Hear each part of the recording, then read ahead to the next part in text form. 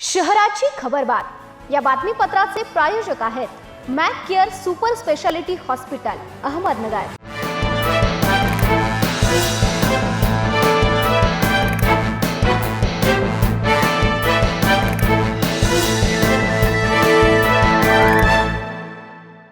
नमस्कार, मी साक्षी न्यूज 24 सह्याद्रीमध्ये तुमचं स्वागत। पाहूया अहिल्यानगर शहरातील महत्त्वपूर्ण बातम्यांचा आढावा शहराची खबरबातमध्ये। माळीवाडा परिसरात दुकानात बॅग घेण्यासाठी गेलेल्या 27 वर्षीय महिलेचा विनयभंग करून तिला शिवीगाळ व दमदाटी केल्याचा प्रकार समोर आलाय।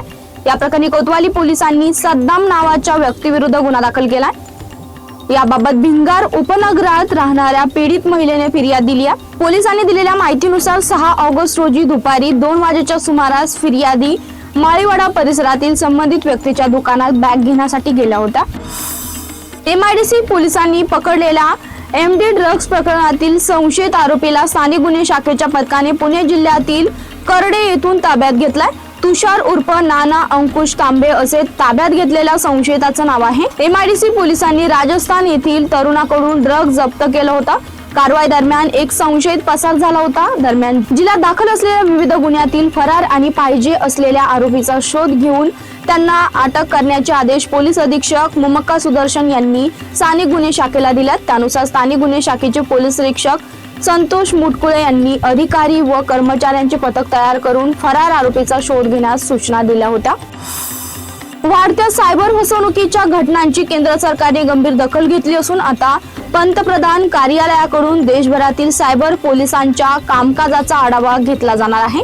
नागरिकांनी फसवणूक होऊ नये, फसवणूक झाल्यास तक्रार तत्काळ दाखल व्हावी आणि फसवणुकीत गेलेली रक्कम परत मिळवून देण्याची प्रक्रिया अधिक सुलभ व्हावी यासाठी आधुनिक तंत्रज्ञानाचा प्रभावी वापर करण्यावर भर दिला जात आहे। या पार्श्वभूमीवर राज्यातील सायबर पोलीस ठाण्यासह अहिल्यानगर जिल्ह्यातील सायबर पोलिसांच्या कामकाजाचाही आढावा घेतला जाणार आहे।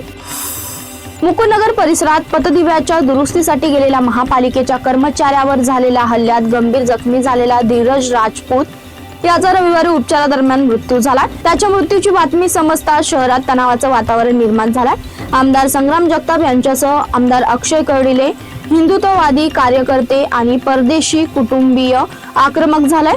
कार्यकर्त्यांनी शहरातील मुख्य बाजारपेठेसह पाईपलाईन, सावेडी, बोल्लेगाव फाटा भागात दुकाने बंद ठेवण्याचं आवाहन केलं। त्यास प्रतिसाद देत व्यापाऱ्यांनी दुकाने बंद केली आहेत। पतदिव्याच्या दुरुस्तीचं काम करण्यासाठी गेलेला महापालिका कर्मचारी धीरज कचरूसिंग राजपूत याच्या खून प्रकरणी स्थानिक गुन्हे शाखेच्या पोलिसांनी तत्पर कारवाई केली आहे। पसार झालेल्या 3 मुख्य आरोपींच्या मुसक्या अवघ्या 24 तासात हैदराबाद मध्ये आवळण्यात त्यांना यश आलंय। आरोपींना हैदराबादला पळून जाण्यास मदत करणाऱ्या आणखीन 2 दोघांनाही पोलिसांनी ताब्यात घेतलाय। यापूर्वी एका आरोपीला अटक करण्यात आलं होतं। त्यामुळे या प्रकरणातील पोलिसांच्या कारवाईतील आरोपींची संख्या 6 झाली आहे। शहराची खबरबातमध्ये इथेच थांबतो। तुम्ही पाहत राहा न्यूज 24 सह्याद्री।